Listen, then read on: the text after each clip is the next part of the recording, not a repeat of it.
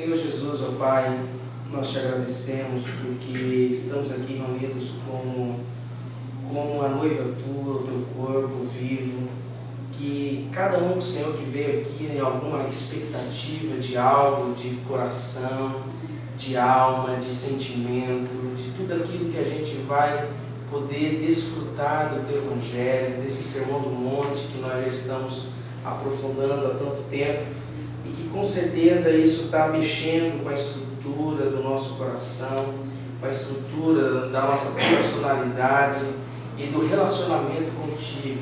Que tudo que a gente venha conversar e nos abrir, que o teu Espírito Santo venha fluir através da tua palavra, que possamos sair daqui hoje, Pai, renovados a nossa alma, o nosso coração, e entendemos que o Evangelho é prático, o Evangelho é no chão da vida, acontece trilhando esse chão, não é algo que é místico, mas é algo que é natural. E o Senhor nos quer que nós voltemos a essa essência do Evangelho, o Evangelho, Pai, de seres humanos, ó Deus, não o Evangelho de super crentes, de super poderosos, de pessoas infalíveis, mas é o Evangelho do falido, é o Evangelho do carente, é o Evangelho de corpo, alma, sangue, é gente que é feita, Pai amado, de carne e osso. E é isso que nós precisamos viver, Pai. Chega de vivermos naquela hipocrisia, de vivermos uma espiritualidade doente, mas nós estamos aqui, Pai, para aprendermos em Ti, e que isso se torne significado na vida de cada um de nós, em nome de Jesus. Amém. Então nós vamos abrir aí Mateus 6, no verso 19, nós vamos dar uma retomada naquilo que a gente já começou a trabalhar. Mateus 6, verso 19. Então nós vamos dar uma pincelada, mais ou menos rápidas, vamos tentar retomar um pouquinho, fazer um gancho no último domingo, para a gente, que também não estiver, para a gente poder dar uma relembrada e entrarmos naquilo que a gente quer tentar trabalhar hoje, que também é muito importante. Então o Sermão do Monte não tem como a gente categorizar, o que é mais importante, menos importante, médio importante, não, tudo é importante, mas claro que cada parte Jesus vai dando o enfoque necessário naquele momento, e é isso que nós vamos entrar hoje. Então Mateus 6, verso 19, a palavra diz: não ajuntem riquezas aqui na terra, onde a traça e a ferrugem corroem, e onde os ladrões assaltam e roubam. Ajuntem riquezas no céu, onde nem a traça nem a ferrugem corroem, e onde os ladrões não assaltam nem roubam. De fato, onde está o seu tesouro, aí estará também o seu coração. A lâmpada do corpo é o olho. Se o seu olho é sadio, o corpo inteiro fica iluminado. Se o seu olho está doente, o corpo inteiro fica na escuridão. Assim, se a luz que existe em você é escuridão, como será grande a escuridão? Vamos parar até por aqui, só para a gente dar uma retomada. Então a gente vê que Jesus, nesse versículo 19, nessa perícope, nesse início do texto, do versículo 19, Jesus ele começa a tratar a respeito do ajuntar riquezas, ajuntar bens. E ele começa a dar essa ênfase naquilo que a gente, vamos dizer, nos tesouros palpáveis. E ao mesmo tempo que Jesus começa a tratar a questão do tesouro palpável, aquilo que é objetivo, Jesus também começa a remeter àqueles tesouros subjetivos, que é aquilo que o Alex já tratou, a gente remoeu junto. O que seria essa subjetividade dos tesouros, vamos dizer? Porque é muito mais fácil a gente falar do dinheiro físico, a riqueza física, a propriedade, o bem. Agora, quando a gente começa a entrar na questão do tesouro subjetivo, é muito mais profundo e muito mais complexo da gente entender. Então Jesus ele começa a dar esses dois panoramas. Ele fala, aqui a gente vai começar a entender por que você está querendo ajuntar riqueza na terra. Aí ele fala, ó, essa riqueza é uma riqueza que se corrompe, é uma riqueza que é palpável, é uma riqueza que tem prazo de validade. E aí depois ele começa no outro versículo, no versículo 20, aí ele coloca o outro contraponto, né? Ele faz uma contrapartida, ó, você deve ajuntar o que? As riquezas do céu. E aí ele começa, por quê? Porque lá nem a traça, nem a ferrugem corroem, e onde os ladrões não assaltam e nem roubam. Então Jesus começa a mostrar aonde que cada ser humano tem a sua maior necessidade e ao mesmo tempo a sua maior dificuldade. Porque a gente, por exemplo, se a gente vê no Sermão do Monte, quem que era o público que Jesus estava falando? O Alex já até trouxe. E, por exemplo, na teologia a gente estuda o Sermão do Monte. E quando eu estudei o Sermão do Monte também, foi interessante porque o público que Jesus estava tratando, ele sentado lá no monte, e todo mundo em pé, né? E alguns também sentados, era um público de prostitutas, de ladrões, de povo pobre. Ali quase não tinha rico.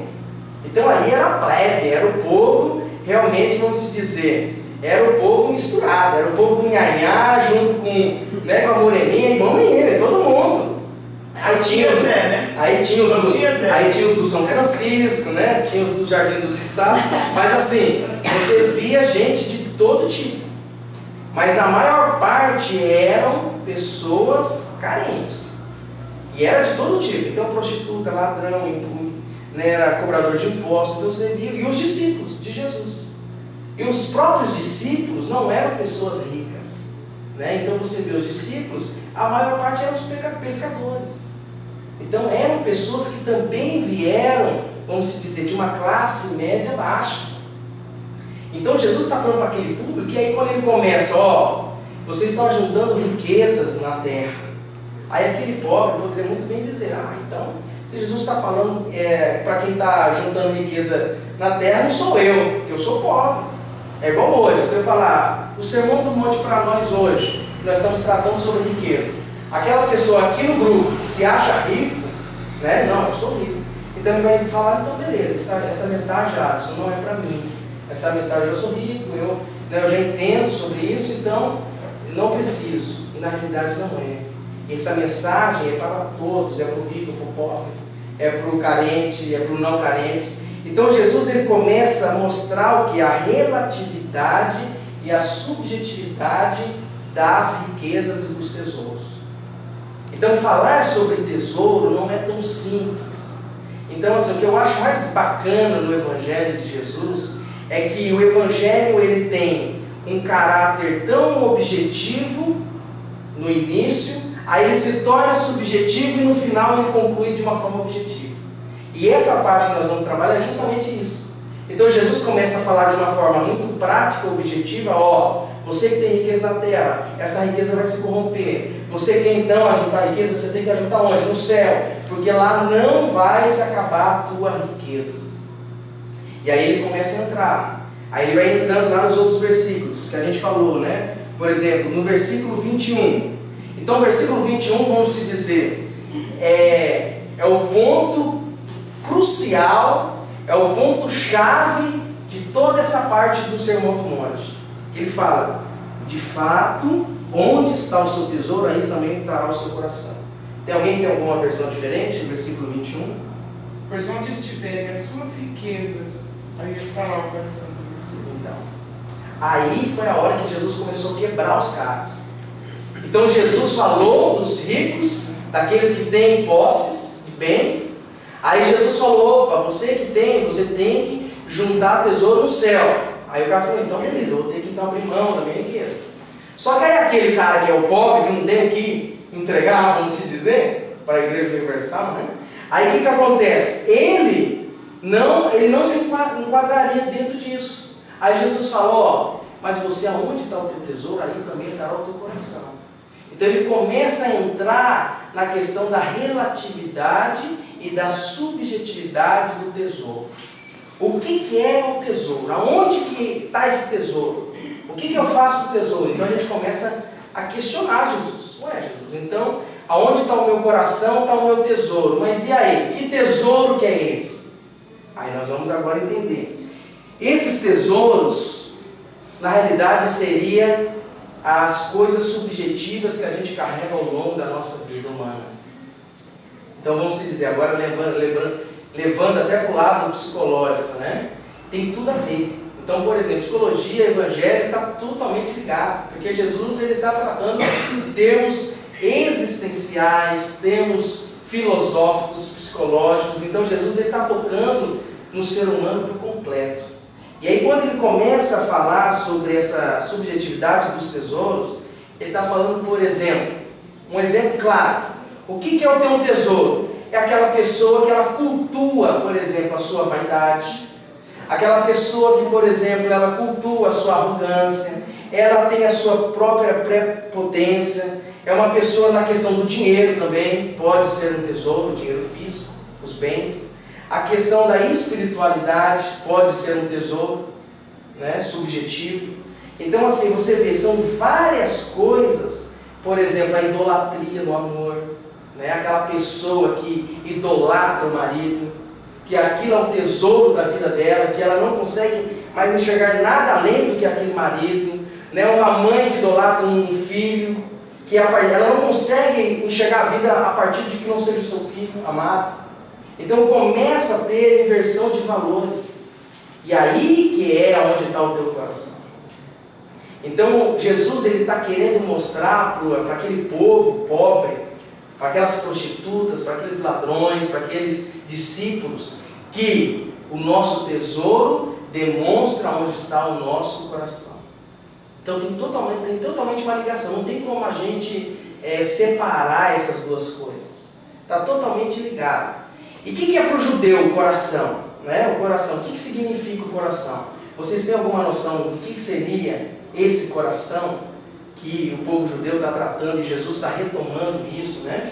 Que é do grego cardia. O que significa então a palavra cardia? O que seria o coração? Para o judeu e para nós hoje, o que vocês acham que seria? Assim, o coração, o que significa? O principal, né? É o centro de tudo. Sim. E por exemplo, e aquele judeu, né, lá do Velho Testamento, agora fazendo um adendo, né? A gente vê a diferença. O que é o coração no Velho Testamento e o coração no Novo? O coração no Velho Testamento, o povo judeu, seria na realidade o órgão que ele tratava como rim. Você tem uma noção? Então isso a gente estuda que para o judeu do Velho Testamento, o rim era o coração dele. Então você imagina, como que está o teu rim, rapaz? Tá, entendeu? Era assim. Então ele entendia que a partir do órgão, o rim, ali é onde estava o coração. E o coração para o judeu significa como se fosse um cérebro. É onde ele centraliza tudo. É onde ele coordena a vida dele, é no rim. Só que aqui no Novo Testamento já tem uma outra visão, claro, mantendo a essência, né, na coisa central. Só que aí ele começa a entender que não é mais só o rim. É uma coisa muito mais global. É uma coisa que é um estado de sentimento. Né? É o coração, é aquela alma, é a psique que a gente vê no Novo Testamento, né? A tradução da palavra alma é a psique. Então, você vê que Jesus começa a tocar naquilo que é essencial ao homem, que é o seu coração. E o seu coração tem a sua alma, o seu corpo, a sua essência.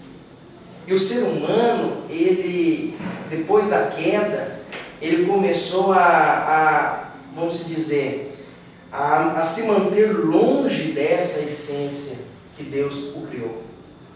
Então, quando ele começa, vamos dizer, a partir do primeiro pecado, o pecado original, esse homem ele foi cada vez mais se afastando da essência do homem criado por Deus. Então, hoje, eu e você, aqui hoje, nós estamos lutando para voltar à essência daquilo que Deus nos criou. Então você tem noção disso? Por que a gente luta todos os dias da nossa vida para tentar voltar a essa essência, amado? Então o que acontece? Porque é uma luta diária. Então é o que até o Caio fala, por exemplo, muita mensagem dele fala assim, a cada dia eu tenho que entrar nesse processo de mudança, de voltar ao reino de Deus. Então aquela pessoa que ela acha que ela já está pronta, na verdade ela não está pronta. Né? Tem um livro daquele filósofo, que até eu comprei esse livro, que chama eu esqueci o nome dele, chama Não Nascemos Prontos. Aquele filósofo famoso que no Fantástico, no Jô Soares. E esse livro, ele trata justamente disso, que nós, seres humanos, não nascemos prontos. E que o nosso crescimento espiritual, intelectual, ele se dá a cada dia. Então aquele velhinho lá, com 90 anos de idade, ele está ainda em crescimento. E isso que é lindo. Porque a gente nunca vai poder bater no peito e dizer, eu estou pronto, viu, Marisa? Você tem que correr atrás do seu Deus aí, viu? Porque eu estou pronto. Isso a gente vê aí nos arraiais evangélicos, né? Porque tem um cara mais espiritual, um menos espiritual, aquele cara que ainda está capengando a vida, tem aquele que já se acha o Deus, aquele que já é o anjo. Então você vê as diferenças e os níveis que são criados da espiritualidade com Deus. Mas Jesus, ele começa a tocar no coração. E aí quando ele começa a falar do coração, que é o tesouro, o que ele está querendo dizer? Olha aqui, homem, mulher, vai acontecer coisas tão sutis que você nem vai perceber o tesouro que você vai guardando dentro desse teu coração. E o teu coração vai demonstrar justamente isso. Por isso ele falou, onde está o teu tesouro, está o teu coração.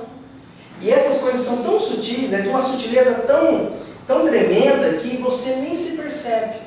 Você vai viver a vida, e aí aquilo vai entrando na tua vida, você nem vai percebendo, e daqui a pouco aquilo se torna o teu maior tesouro. E aí que Jesus começa a questionar esse tipo de tesouro. Né? Um dos donos da rádio do Dourados, o Jorginho, ele saiu para viajar numa BMW, aí a mãe dele falou, filho, vai com Deus. Eu falei, mãe, meu Deus está aqui, tirou um pacote de bola. Meu Deus está aqui. Deus não paga a conta não, paga a conta é esse aqui. Aí, na Casa Verde ali, ele bateu o carro, tombou o carro, bateu o carro, aí foi para o hospital. Aí foi ao hospital e desesperado, gente, me tira daqui, vocês vão gastar meu dinheiro tudo, vocês vão gastar meu dinheiro, me tira daqui. De lá ele nem voltou, ele voltou direto no caixão. Ele tentou o pacote de dólar, é aquilo que ele está falando. É onde está o coração, e o coração dele estava no pacote de dólar. O coração dele estava no dólar, né? E, então, quer dizer, não voltou para casa, voltou no caixão. Desesperado quando eu tirar de lá, porque eu ia gastar tudo o dinheiro deles, vocês me digam que vocês vão gastar meu dinheiro tudo e tal. E cadê, né? Então é onde está às vezes está no dinheiro, está no carro, está no corpo. É onde está, às vezes, então, por isso que a Bíblia fala, né? Jesus fala, não junteis, né? Tesouro. Na verdade, isso é a maior inversão de valores, né? Entre o ter e o ser, hoje é o ter. O ser que se exploda. Hoje é o ter. É ter o melhor corpo, ter a melhor casa, o carro mais novo, ter fama, ter... Sabe? Então, e o ser? Cadê o ser? Isso aí é fruto da pós-modernidade. Né? Cadê o ser? Esse período que a gente está vendo. É por isso aí. A pós-modernidade é isso. Né? É o que é o ter em detrimento do ser. E quando a gente vê essa pós-modernidade entrando dentro da nossa vida, que até depois eu vou colocar uma música ali que vocês vão ver no final, que é uma música que retrata tudo isso que a gente está conversando, que é muito importante, que a vida ela se tornou líquida. O Zygmunt Bauman, o filósofo, ele trata assim, ele tem um livro que chama o Amor, a Vida Líquida, que ele fala o quê? Que a vida, hoje ela está tão fútil, que é como se você segurasse, alguém consegue, por exemplo aqui, segurar uma água dentro da sua mão, você consegue, por exemplo, segurar, deixar cair uma água aqui na torneira, você conseguir prender essa água dentro da sua mão? Alguém que consegue? Não. Por quê? Porque a água ela vai percorrendo os dedos e ela se vai. E é assim que está sendo a vida do homem hoje na pós-modernidade. Ele faz esse questionamento, essa crítica nesse modo de vida do homem. Que o homem está tão enlouquecido pelas coisas de ter, né? Ele está transformando valores que antes eram sagrados, né? E que agora o dinheiro se tornou sagrado. Então a vida vai se perdendo. Então quando a gente acha que nós estamos conseguindo controlar a nossa vida, na realidade nós estamos nos iludindo e cada vez mais estão se perdendo no caminho da vida. Né? Então Jesus ele começa a mostrar isso. Então, por exemplo, esse tesouro que ele falou, do dinheiro, é um dos tipos de tesouro. Só que esse é mais fácil de identificar. Por quê? Porque isso, agora ele chegou para a mãe dele e deu dinheiro, ó, meu tesouro está aqui. Agora, e aqueles tesouros subjetivos que estão aqui dentro da nossa mente e dentro do nosso coração? Que são muito mais sutis, que a gente nem percebe. Que, por exemplo, pode ser uma família, pode ser uma questão do ativismo do trabalho, que o Alex, a gente até trabalhou aqui. Então, assim, são várias coisas, né, que a gente pode incorporar na nossa vida sem perceber. E quando a gente vai tomar consciência disso, quando a gente vai ter um insight, a gente fala, puxa vida, né, por que agora eu entendi o que está acontecendo? Né, eu entendi por que eu estou agindo dessa forma. Então, o caminho que Jesus está falando para esse povo aqui, para os discípulos, é o seguinte, ó, você quer caminhar no Evangelho? Eu quero. Então, a primeira coisa, você vai começar a entender e identificar qual é o seu tesouro. Aonde está o teu tesouro? Que naturalmente aí está mostrando onde está o teu coração. Então, Jesus, ele se identifica com essas pessoas. Com os pobres de arrogância, com os pobres de soberba. Ele se identifica com aquele que é humano. Então Jesus não gosta, por exemplo, dos autossuficientes, daqueles que se acham que já estão prontos. Mas Jesus ele ama a todos e ama também aquele que fala assim, não, eu estou caminhando e estou crescendo, estou aprendendo. O ser humano ele está numa contínua vida de aprendizado. E aí ele continua, no versículo 22, aí ele começa, opa, aqui agora então a questão da lâmpada, ele fala dos olhos. O que ele está mostrando aqui nessa parte dos olhos? Porque aonde determina a qualidade do seu olhar é o teu tesouro, é o teu coração. Então quando você, por exemplo, está com o teu coração e com o teu tesouro com valores invertidos, com valores que não estão te levando à essência do Cristo, o que acontece? Naturalmente o teu olhar já está totalmente contaminado, que é o que ele está querendo dizer. Ele está falando, ó, o teu olhar, se ele está bom, é porque o teu corpo está bom. E o que é o corpo que ele está querendo dizer? Que é o teu tesouro. Se o teu olho está mal, quer dizer o quê? Que o teu corpo está mal. Então, quando você deposita o teu tesouro no teu coração e vive aquilo intensamente, o que vai acontecer? Os teus olhos eles vão começar a olhar a vida e enxergar daquela maneira. Então, tudo que você vai fazer vai ser de acordo com a tua motivação. Né? Que é a questão, vamos dizer, inconsciente. Né? Então, por exemplo, aquilo que está internalizado dentro de mim é aquilo que me motiva a eu externar para fora. Então, por exemplo, igual no consultório, né? A gente atende paciente. Quando ele chega com a queixa, o que está demonstrando? Está demonstrando todo um conteúdo que está latente dentro dele que ele não sabe o que está acontecendo. E aí o que o terapeuta faz? O analista, ele fala, ó, agora nós vamos ter que começar a entender o teu funcionamento. E Jesus está falando isso aqui. Então Jesus está sendo o maior psicólogo daquele povo. Jesus está falando, ó galera, vocês querem se tratar? Vocês querem caminhar comigo bem? Saudável, mentalmente, espiritualmente? O que você vai ter que fazer? Vocês vão ter que começar a refletir dentro de você, fazer uma análise, uma interpretação. E arrancar esses tesouros que estão te fazendo mal. E o que vai acontecer? O teu olhar e a tua vida vai começar a enxergar de uma nova maneira. E é isso que ele está mostrando. Então o que acontece? Existe um tesouro que faz te prender o teu coração. E em cima desse coração está o teu olhar. Está a tua interpretação da vida. Por isso que você vê, por exemplo, aquela pessoa pessimista, por exemplo. Né? Quem não conhece uma pessoa, por exemplo, pessimista? Aquela pessoa que não consegue enxergar nada de bom na vida. O que você acha que está por dentro dessa pessoa? O que vocês acham? Uma pessoa que é pessimista, ela só fala mal, para ela nada dá certo, a minha vida é uma desgraça, né? Nada acontece, vamos dizer, umas características depressivas, né? Mas não necessariamente um depressivo, mas uma pessoa pessimista. O que vocês acham? De certa forma. Eu tive um colega de trabalho que assim, teve um dia que aconteceu que estava tudo bem, assim, o trabalho está tudo para dar certo, para aprovado e tal. E a gente já tem um meio, assim, a gente está feliz, não compartilhar com ele que isso passa, né? Então a gente chegava lá e falava assim, hoje foi tudo bom, estava bom, não sei o que vocês estão alegres, ainda falta acontecer isso, isso e isso. Aconteceu alguma coisa assim? Aí ele, não, mas isso daí, ou então alguém conseguiu alguma coisa, não, mas isso, até parece que isso não quebra, entendeu? Alguma coisa assim. Então ele tinha sempre essa visão. E assim, o que você quer da sua vida? Mas você eu não vou me casar, não vou viver com ninguém, assim pra mim tá bom, ninguém presta, sempre foi assim. Aí se aproxima da pessoa, na verdade é uma pessoa que é extremamente, ele tem um ateísmo da insegurança, eu nunca acreditei no ateísmo dele, porque tem gente que é ateu e eu acredito na convicção da pessoa, no caso dele não. Era realmente para criar polêmica e prestava uma aula de sou inteligente para eles, ficava bacana.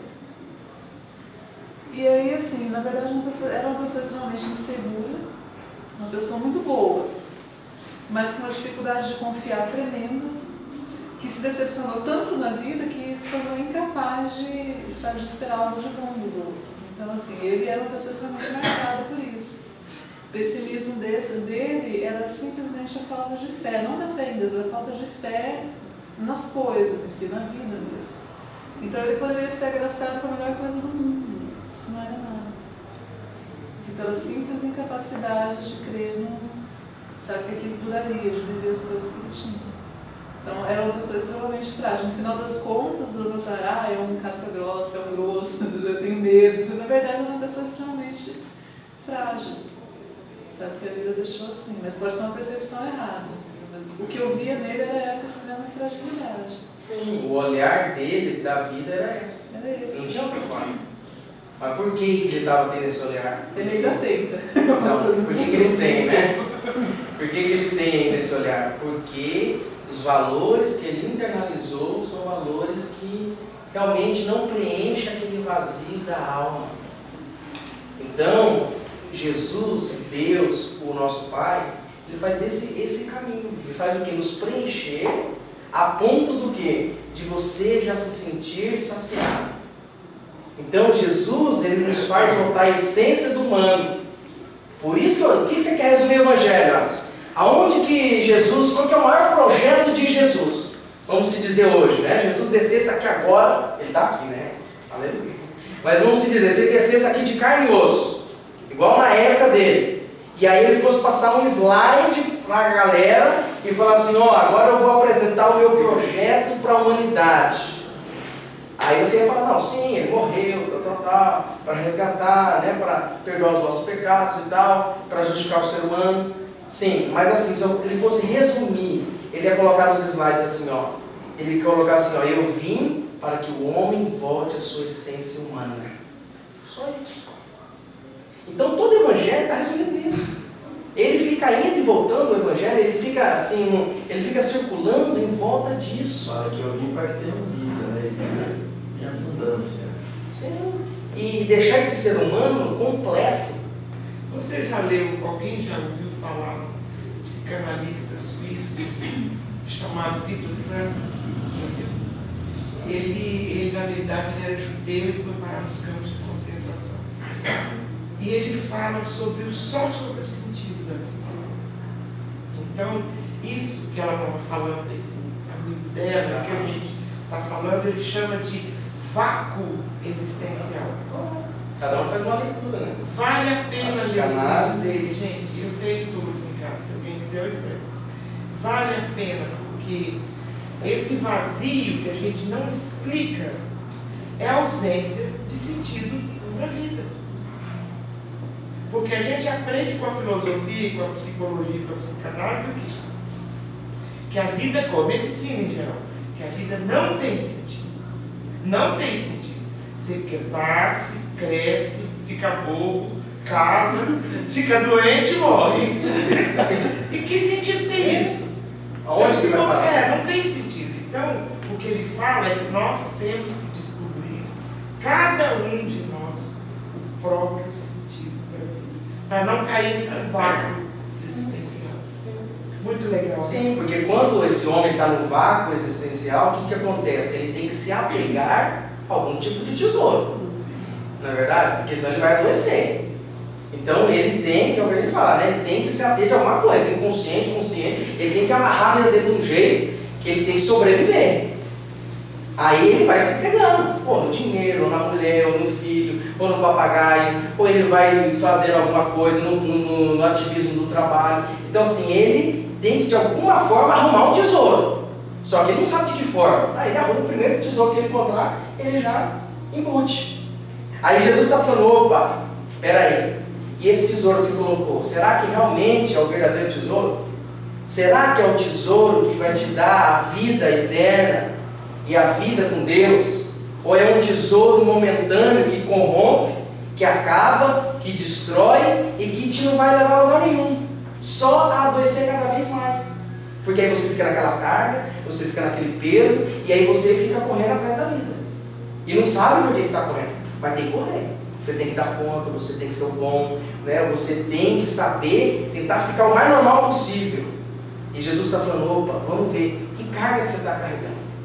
Então hoje, o que Jesus está nos fazendo refletir? Opa, Marisa, Alisson, né? Pamela, ele está falando, ó, você precisa refletir, que tesouro é esse que você está guardando?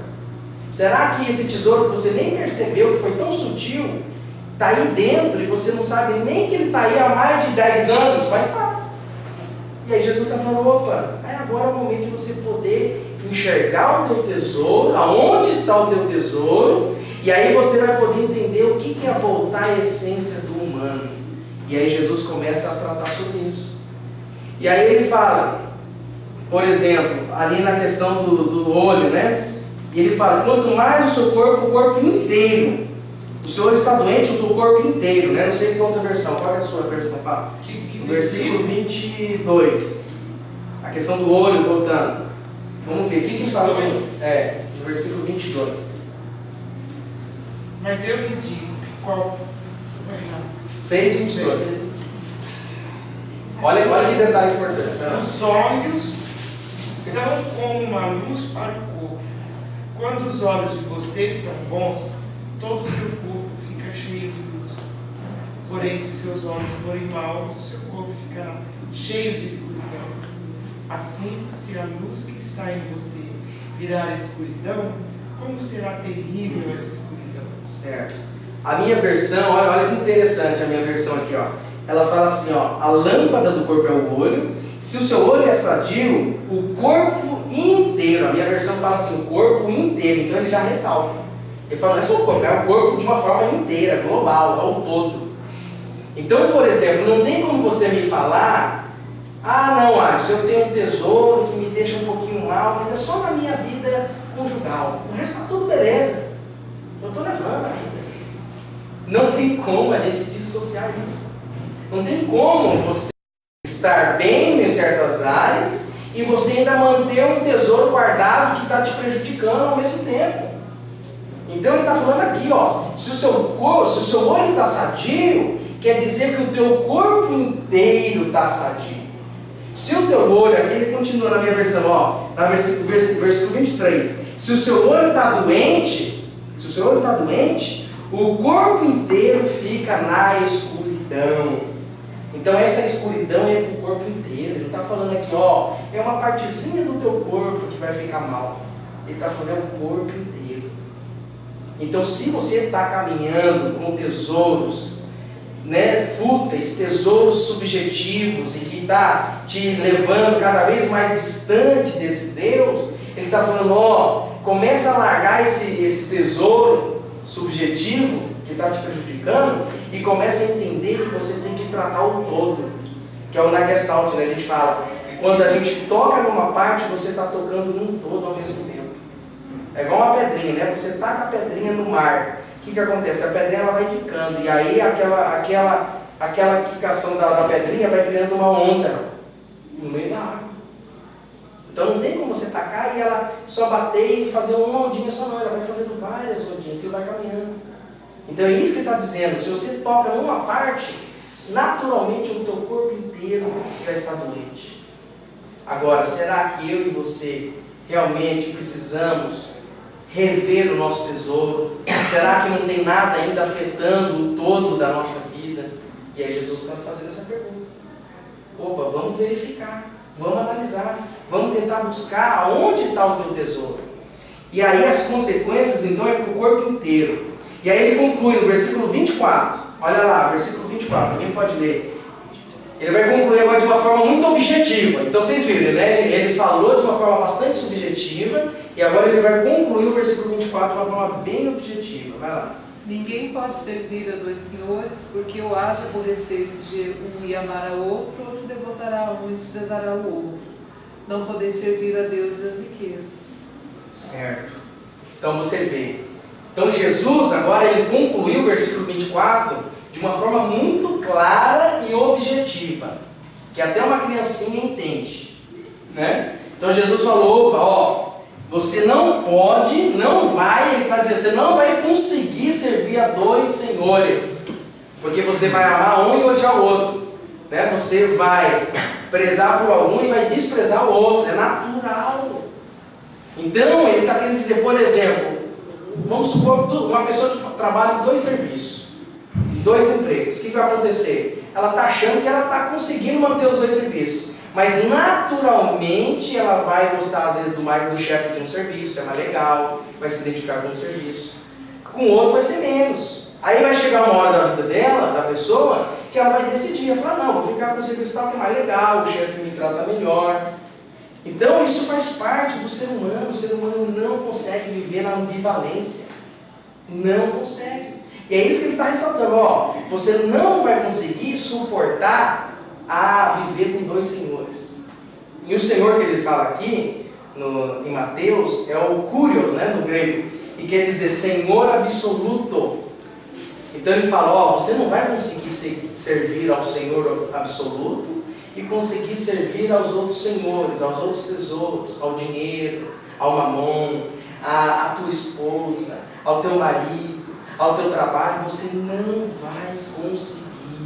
Você vai ter que escolher aonde que está o teu tesouro. E esse tesouro vai te levar aonde? A servir qual Senhor? Qual que você quer? Então Jesus ele dá no meio dos caras. Ele fala, ó, galera, vocês não vão poder servir 2 senhores. Se vocês querem me seguir, por que Jesus fala lá na outra passagem do Novo Testamento? Ele fala assim, ó, quem quer me seguir irá ser aborrecido pelos outros. Você vai ser aborrecido. No caso de Nicodemo, né? Nicodemo foi estar com Jesus, o que eu preciso de seguir? Vai vendo tudo que tem, dá os pobres e volta. Aí foi embora, né? Porque o tesouro dele está sem dinheiro.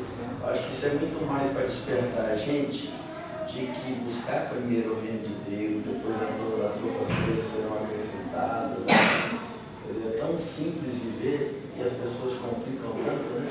Sem dúvida. A Bíblia diz que basta cada dia o seu mal. Mais para frente. Então você vê, por que a gente não consegue? Porque a gente não consegue devotar a mesma intensidade para os 2 senhores. A gente não consegue. Então sempre você vai ter intensidade para um e vai abandonar o outro. E aí, qual que nós estamos lá abandonando? Será que é o Senhor absoluto, o Kurios que Jesus está falando? Ou será que nós já estamos abandonando o outro? Então assim, a gente vai ter que fazer essa reflexão. Então, ele fala isso, a questão da ambivalência. Então, seguir Jesus, o que significa? Significa secundarizar tudo. Tudo é tudo. Então, por exemplo, a pessoa que caminha com Jesus, eu amo Jesus, eu adoro Jesus, eu quero caminhar com Jesus. Então, a primeira coisa que você tem que falar para ele, você quer caminhar com Jesus, então você vai fazer a partir de hoje, tudo será secundário na sua vida. Jesus será a maior essência. Jesus vai ser o Senhor absoluto do teu coração. Porque ali está o teu verdadeiro tesouro. O resto é resto. Isso é difícil. Só que até a gente conseguir chegar nesse nível é muito difícil. Por quê? Porque tem um monte de tesourinho que a gente vai guardando, a gente vai deixando de estimação, aquele tesourinho de estimação, né? Que a gente vai criando ele e a gente tem dó de largar ele, né? Ah, mas é tão gostosinho, Márcio, deixa quieto aqui, tá tão bom, pra que mexer nisso, dá muito trabalho. É igual ir na terapia, né? O paciente chega lá, você começa a mexer nas dores dele, mexer, aí ele fala, não, rapaz, ô doutor, não, larga não, isso está muito bom não, eu não tenho mais dinheiro para pagar, acabou meu dinheiro. Então ele vai arrumar alguma desculpa para não tocar na ferida. E Jesus é o maior tocador de ferida, né? Então por isso que eu falo, viver o Evangelho não é tão simples. É simples, mas ao mesmo tempo é complexo. Porque a gente sempre vai caminhar igual no Sermão do Monte, né? De forma objetiva, subjetiva, objetiva, subjetiva. Então Jesus está mostrando isso, ó. Vocês têm que secundarizar tudo. Carregar a cruz. O que é carregar a cruz? É isso. Carregar a cruz é tão simples assim? Não. Tem hora que pesa, tem hora que dói, tem hora que você tem que buscar força, buscar ânimo, mas nós vamos caminhando. E assim nós vamos até. Por isso nós estamos aqui, né? Se a gente não quisesse crescer espiritualmente, a gente está em casa com uma beleza. Sem dúvida. Com certeza. Quantos estão lá, né, assistindo o seu Fantástico? Mas por quê? Porque o tesouro dele é fantástico. Aqui é o meu tesouro, a minha cama. Larga a mão disso tudo. Para que eu vou estar lá com os irmãos, comungando, em roda? Larga a mão. Né? Muito mais eu ficar aqui no meu individualismo, porque aqui eu estou seguro, né? Eu estou tranquilo. Então eu não vou ter assim, esse cansaço de ir atrás de Jesus. Então é muito melhor eu ficar na minha. Na TV se pega largada, sim, né? Então, é essa questão. Tem alguém que quer pontuar alguma coisa?